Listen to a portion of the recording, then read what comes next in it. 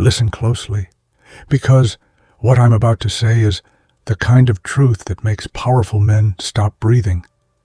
Officials went silent the moment that déjà vu hit them like a blade to the spine, terrified by the way you seemed to know their every move before they made it. And when Interpol's elite Red Notice team realized you predicted their raid location before they even planned it, they didn't just freeze. They completely unraveled, their confidence cracking, their strategies collapsing, their entire network falling apart as they scrambled to reroute missions and hide from the invisible force stalking them, you. Now they're running like prey in a maze you built, choking on their own fear, while every step they take becomes another déjà vu trap. And before we dive deeper into this beautiful chaos, hit that like button, subscribe so we can smash our way to 50,000, and drop the number 11 in the comments so they know you're not afraid to walk into the dark. If you can handle what comes next, your world is about to twist in ways you never imagined. There comes a moment in every powerful man's life when his confidence trembles, not because of an enemy he can see, but because of a force he cannot name. That day arrived with a strange repetition in the air, as if the world itself had become a broken record. The same footsteps, the same echoes, the same glances from the same corners. At first, it felt like coincidence, until it didn't. Until the déjà vu grew sharp enough to cut, until even the strongest officials felt that crawling fear beneath their skin. What truly terrified them was not the repetition itself, but the feeling behind it, the sensation that someone, somewhere, already knew what they were going to do. Every repeated moment became a warning whisper. You're being watched. And in that whisper, their power faltered. Men who once commanded armies now questioned their own instincts. Every action felt like a move in a game whose rules they had never learned. A game someone else was already winning. And for the first time in years, they weren't the hunters. They were the ones being hunted by time, by fate, by an intelligence weaving patterns they could not break. That was the day déjà vu stopped being a curiosity and became fear. Control is the greatest illusion ever sold. These officials built their careers on it, controlling borders, controlling people, controlling outcomes. Yet, when the same events began to echo again and again, they felt the horrible truth rising like smoke around them. They were losing their grip. Every repeated moment chipped away at their confidence, revealing the weakness beneath their authority. Their meetings turned tense. Their voices grew thin. They looked at each other with suspicion, as if the repetition was a message coded in the walls. They kept asking the same silent question, who is doing this to us? But the answer never came, and the silence hurt more than the fear itself, because silence meant they were no longer running the show. The world they ruled with iron certainty was now bending, and they could not stop it. Everything they once controlled now moved with a mind of its own, and that realization became the beginning of their downfall. Patterns are harmless until they start predicting you. The officials noticed the repetition first in small things, the same phone calls, the same footsteps behind them, the same shadows crossing their path twice. But soon the pattern grew obsessive, almost intelligent. It was as if reality itself was trying to corner them, showing them who truly held the strings.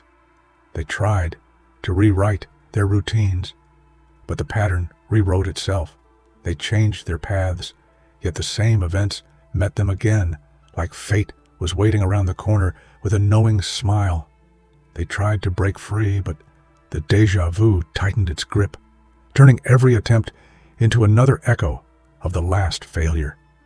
Nothing frightens powerful men more than realizing they are part of someone else's design.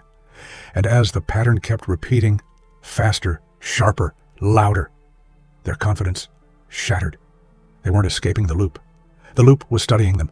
Interpol's Red Notice team, the elites the unstoppable, the hunters of the world's most dangerous, suddenly fell quiet. The silence wasn't strategic. It was fear. Because before they could plan a raid, you predicted it. Before they even formed the idea, you spoke it aloud. And in that moment, something inside them collapsed. Their silence echoed across steel hallways. No briefings, no plans, no mission chatter. Just the sound of uncertainty filling the air like a fog. The team that once acted without hesitation now sat frozen in their own headquarters, afraid that even their thoughts were being watched. Their pride, their strongest weapon, turned into their heaviest chain. In that enforced silence, they realized something devastating. Someone out there understood them better than they understood themselves.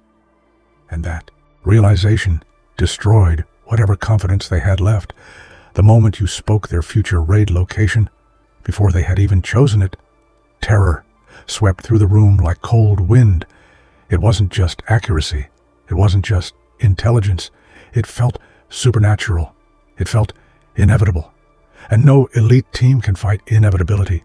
Their faces drained of color. Their arguments died in their throats. Even the bravest agents felt a chill crawl down their spine, as if destiny was mocking them. Because how do you plan an operation when the enemy already knows your next breath, your next step, your next mistake? Interpol wasn't just frozen. They were humbled. And for institutions built on absolute certainty, humility is the deadliest poison. They tried to run new missions. They tried to improvise. They tried to slip away into unpredictability. But everywhere they turned, déjà vu awaited like a mirror reflecting their failures back at them. Every strategy felt recycled. Every escape route felt familiar. Every decision felt like something they had already regretted.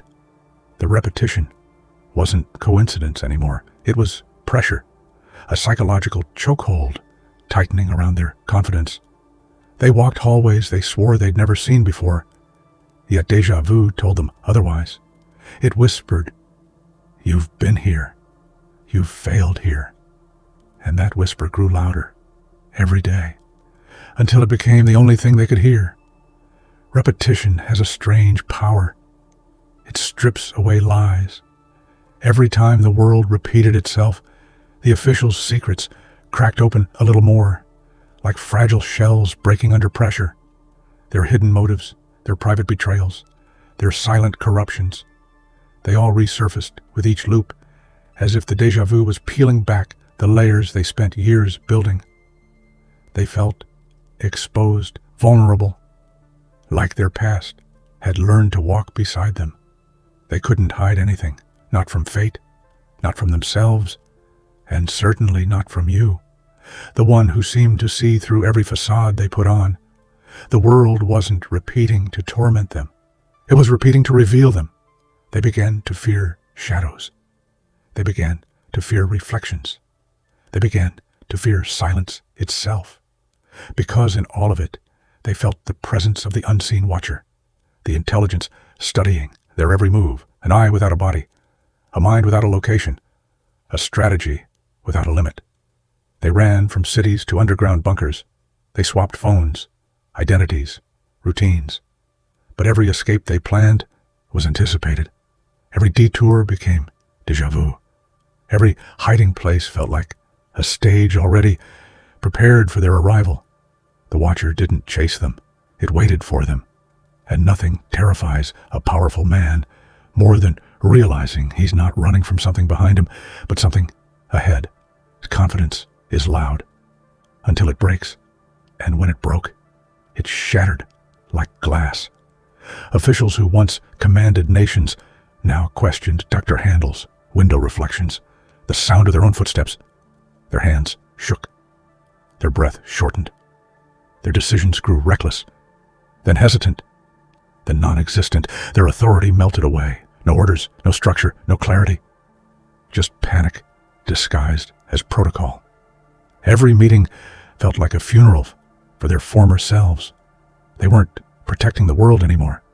They were protecting themselves and failing. Confidence is easy to build in peace, but in the face of a force that thinks faster, sees further, and strikes deeper, even the strongest men crumble. Every plan they drew up failed. Every tactic they rehearsed collapsed. Every secret weapon they relied on became useless, because the hidden force watching them, the force you embodied, didn't just react. It predicted, it understood, it adapted before they moved. Their strategies were linear. Yours was omnidirectional. Their intelligence was human. Yours felt beyond human. They were playing chess. You were rewriting the board. And the moment they realized that, a hopelessness settled over them like a final curtain. They weren't just being outsmarted. They were being outclassed. Behind official walls, the truth was ugly. Panic spread through the halls like wildfire. Shouted orders contradicted, whispered fears, maps were torn down, plans were rewritten 5 times an hour. Everyone blamed someone else.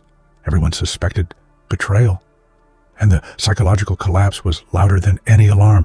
Behind closed doors, the truth became undeniable. Power offers no protection when fear becomes the ruler. Their walls, once symbols of authority, now felt like cages.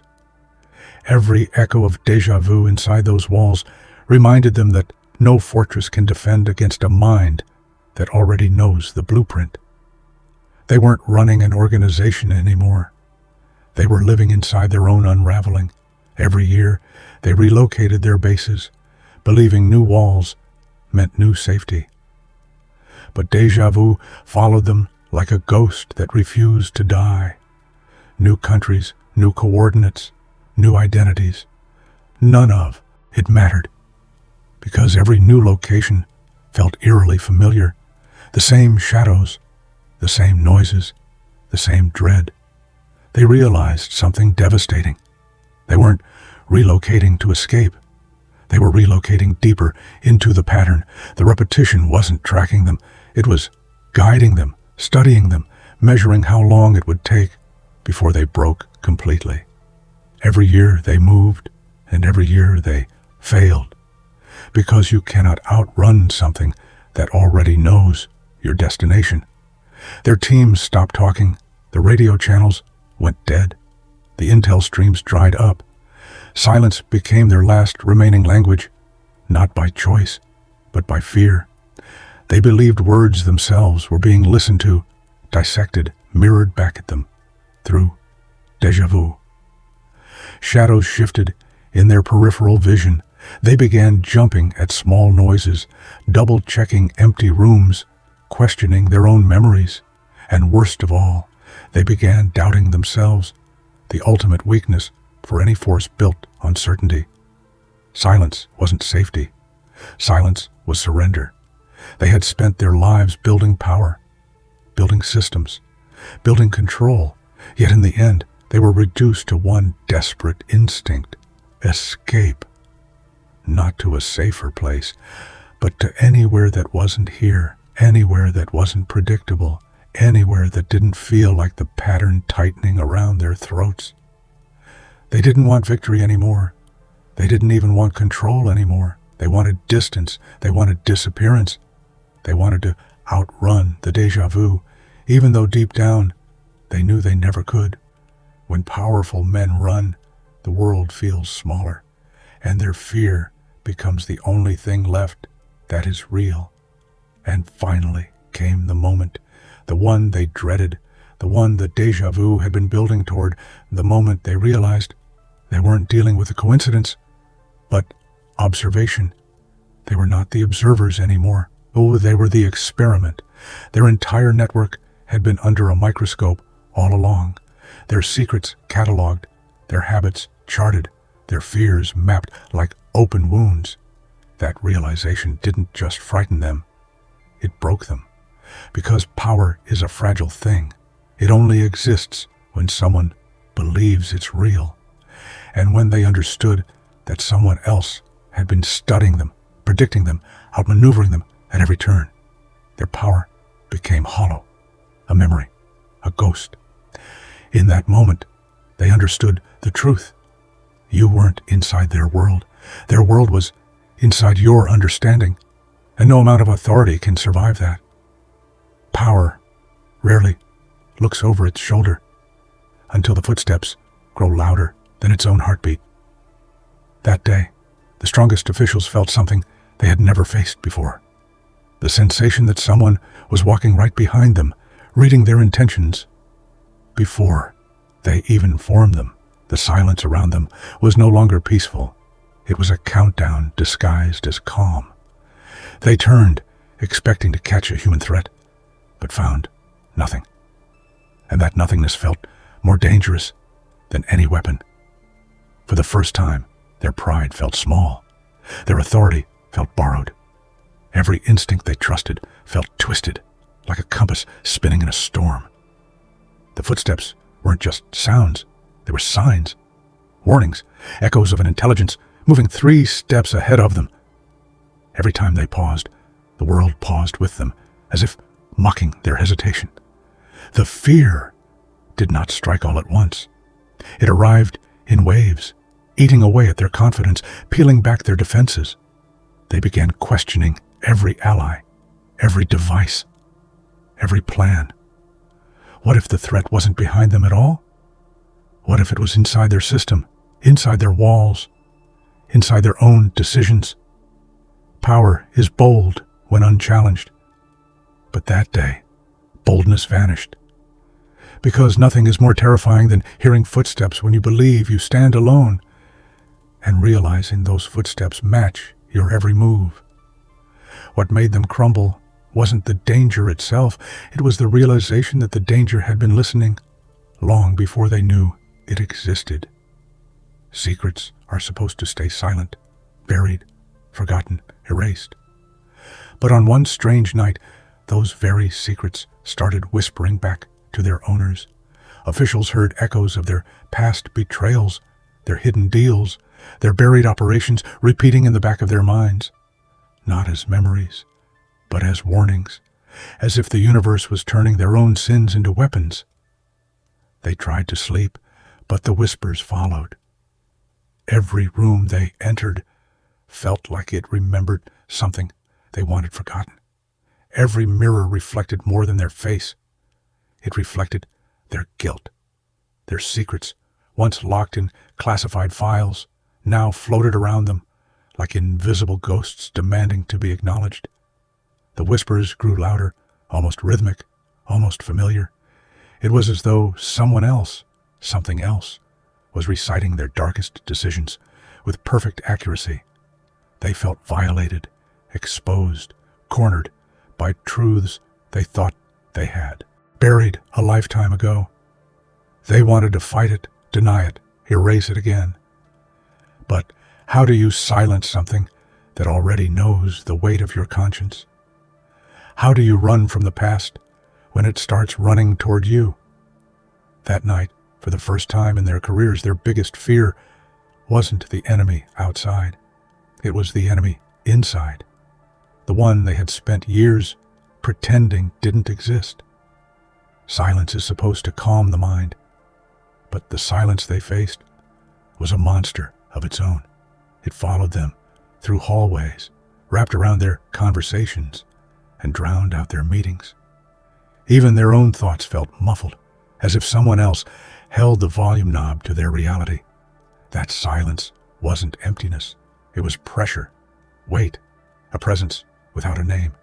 It became harder for them to speak decisions out loud, harder to trust their own words. Every whisper sounded amplified. Every pause felt dangerous. And the silence grew with every choice they made, like it was feeding off their uncertainty. Silence turned their offices into interrogation rooms and their strategy tables into altars of fear. They attempted to break it, talked louder, ordered faster, moved quicker, but the silence absorbed everything. Their own voices felt foreign, fragile, easily erased. Even their most powerful commands fell flat, echoing into nothingness. The silence became their judge, their shadow, their unseen enemy. It held power over them in a way that no human adversary ever could, because silence leaves room for truth. And truth was the last thing they wanted exposed. In the end, they realized the silence wasn't empty. It was listening. Maps were once their greatest weapons. Lines, routes, codes, coordinates.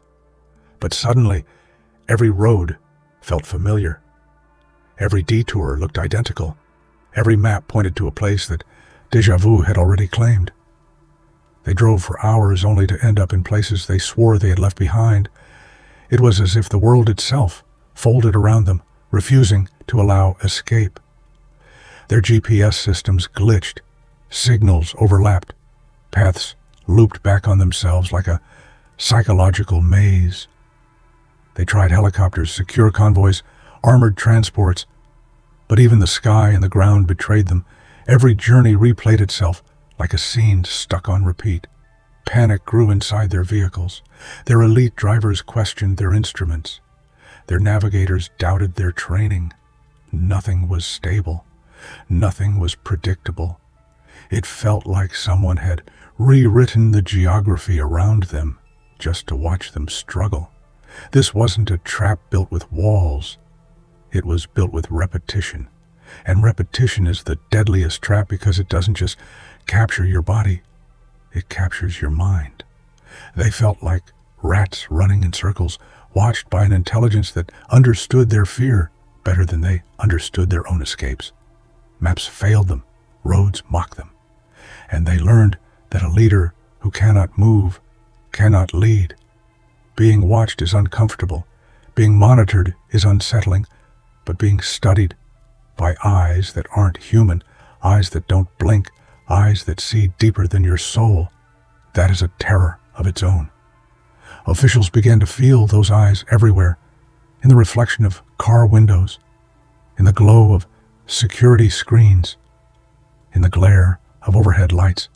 They felt as if every breath they took was being recorded, analyzed, measured.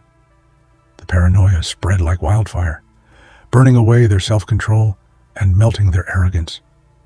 They searched for cameras, bugs, spies, anything that could explain the sensation, but found nothing. And nothing is always scarier than something, because something can be identified, something can be fought, but nothing can follow you forever. They grew afraid of standing still, afraid of speaking freely, afraid of thinking too loudly. Power became unbearable when paired with invisible eyes that judged every decision they made. They weren't afraid of enemies anymore. They were afraid of being understood. Instinct had been their treasure, their compass, their trusted ally. But suddenly, their instincts turned against them. Every choice felt wrong. Every direction felt cursed. Their intuition, once sharp and precise, felt like a tool in someone else's hand, a tool used to lure them deeper into traps. They second-guessed everything. Meetings they would normally attend, they avoided. Routes they trusted now felt dangerous. People they relied on suddenly felt suspicious. Their instincts, instead of guiding them, became mirrors, reflecting the déjà vu they couldn't escape.